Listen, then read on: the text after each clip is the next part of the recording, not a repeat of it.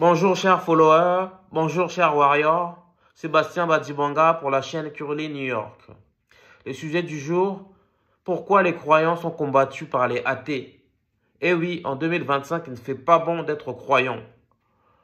La foi est combattue et il est difficile pour nous, croyants, d'afficher notre foi en public. En entreprise, par exemple, lorsqu'on dit qu'on croit en Dieu, on fait l'objet de moqueries. On est tourné en dérision. Parfois, on est obligé de faire face à des insultes, à des diatribes. Pourquoi cela? Parce que la foi n'est pas vendeur. On vit dans un monde où le diable a baissé le masque. J'ai vu un reportage dans lequel un couple se plaignait. L'homme et la femme, chrétiens, disaient que leur banquier leur a refusé un crédit immobilier parce qu'ils croient en Dieu. Lorsque la banque a appris que madame évangélisait les uns et les autres et que la religion était son activité professionnelle, la banque s'est rétractée et a dit non à ce couple et le couple n'a pas pu s'offrir son appartement de rêve. Par ailleurs, j'ai regardé une émission dans laquelle un éditorialiste se moquait de la religion et se moquait de Dieu. Ce monsieur a comparé Dieu à une licorne et a fait comprendre que croire en Dieu, c'est croire en la magie. Il est vraiment difficile de nos jours de croire en Dieu parce qu'on vit dans une société où on vend le sexe, où on vend la pornographie, où on vend la luxure, où le bien est combattu par le mal. Et sur YouTube, un entrepreneur chrétien est décrié parce qu'il croit en Dieu. On le pointe du doigt parce que ce monsieur a eu le don d'affirmer sa foi. Pourquoi cela se passe en Occident? Parce qu'en Occident, comme en France, il y a une perte criante de la foi. Les églises se vident de plus en plus. Oui, en effet, il ne fait pas bon d'être croyant. Pourquoi le pape est combattu? Vous vous souvenez quand le pape a dit qu'il était contre la sexualité débridée et qu'il ne comprenait pas qu'on utilise le préservatif de nos jours. Et le pape avait fait l'objet de critiques vives. Or, son message était simple.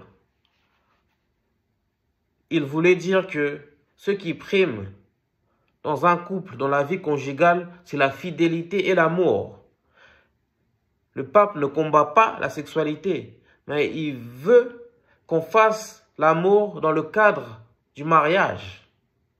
Mais quand le pape s'élève pour dire que soyez fidèles à vos partenaires et arrêtez le préservatif, l'industrie des préservatifs se lève pour fustiger le pape. Parce que lorsque le pape dit ça, ça peut faire baisser les ventes des préservatifs. Donc, on n'a pas besoin qu'un religieux vienne dans un média pour nous vendre le bien. Parce que ça ne fait pas les affaires des industriels. C'est pourquoi on voit très peu de religieux invités dans les médias, à moins que ces religieux soient instrumentalisés et ce soient des faux religieux. C'est ça aussi l'autre problème de nous autres croyants. On est victime des actes des faux pasteurs et des faux prophètes. De nos jours, les gens se lèvent le matin, ils n'ont pas de travail, ils sont au chômage, ils s'improvisent prophètes, ils s'improvisent pasteurs. Et cela dégrade l'image des religions, dégrade l'image des croyants. Aujourd'hui, on nous fait croire que les croyants sont des malfaiteurs. Et ne surtout pas afficher sa foi dans les lieux publics. Mon prêtre, par exemple, nous a raconté son histoire.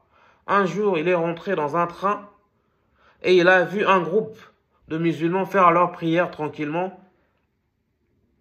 Lui aussi, il s'est dit qu'il allait prier, mais il a vu qu'il était dévisagé. Et du coup, il a dû faire sa prière en cachette, en catimini.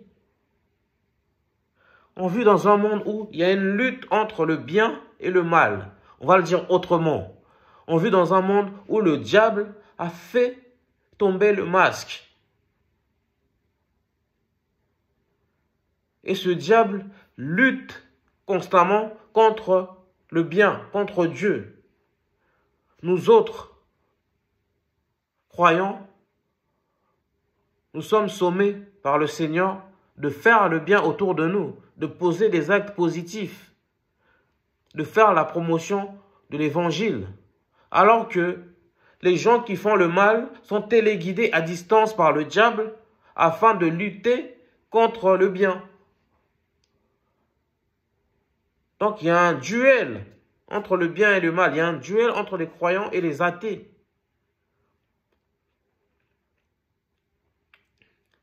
Et la religion ne fait pas vendre, je reviens là-dessus.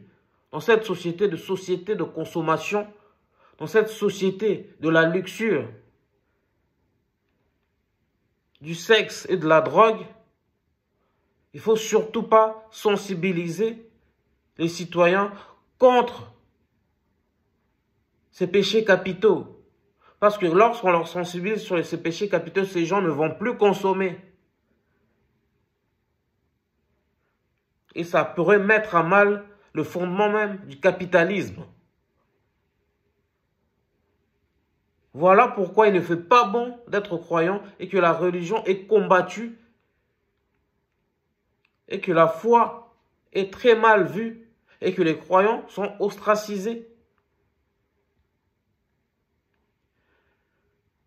Pourquoi on nous parle plus de sexe? Pourquoi on fait plus la promotion du mal? Par exemple, dans les médias, on nous parle plus de ce qui va mal, de ce qui va bien. Parce que lorsqu'on parle de ce qui va mal, ça attire l'audimat, ça dope les audiences. Alors que si les médias se mettent à diffuser des émissions sur la religion, ça va faire pchit, ça va pas marcher. Et du coup, les médias vont gagner moins d'argent parce qu'il y aura moins d'annonces publicitaires et ces annonces publicitaires coûteront moins cher.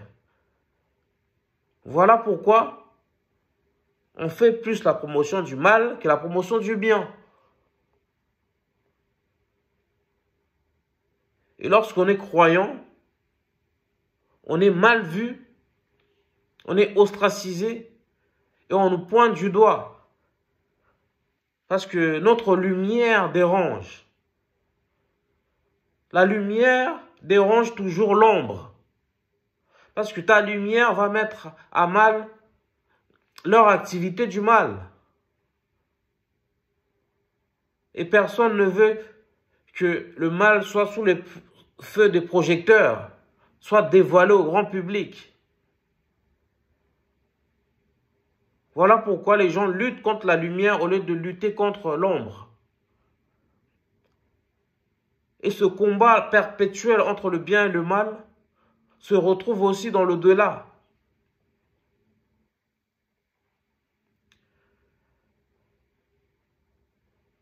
Pourquoi il y a la guerre à l'est de la République démocratique du Congo?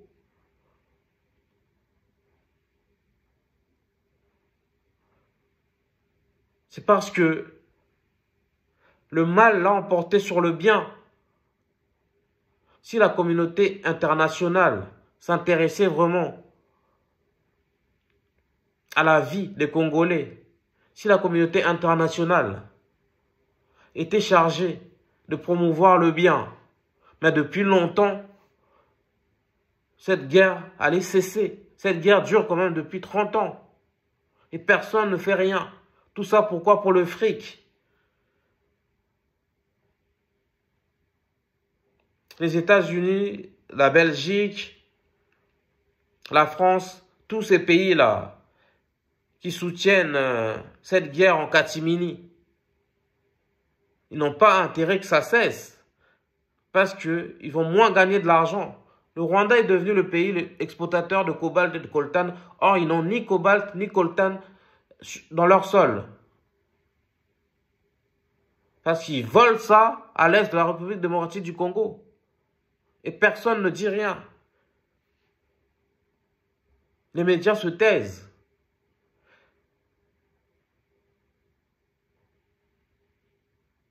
Et c'est pour ça aussi les pasteurs sont combattus. Parce que les pasteurs passent leur temps, en tout cas les bons pasteurs, à vous dire de faire le bien et ne pas faire le mal. C'est ça le problème en fait. La religion est devenue un vrai problème qui ne fait pas les affaires,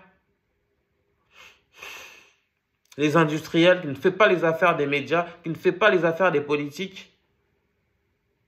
Voilà pourquoi on lutte contre la religion en Occident.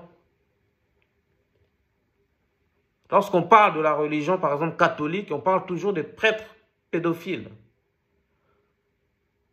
Tout cela pour faire comprendre au plus grand nombre que les religieux sont mauvais.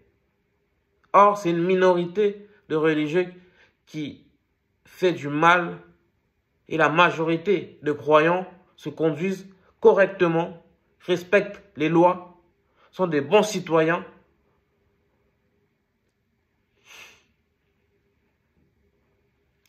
C'est pourquoi nous les croyants, nous sommes combattus par les athées.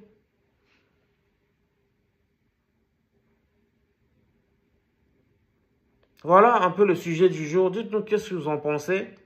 Et si vous avez des réflexions à faire, des remarques sur ce combat-là perpétuel entre le bien et le mal, entre Dieu et le diable, entre les démons et les anges, faites-le savoir dans les commentaires. Si vous likez notre vidéo, commentez.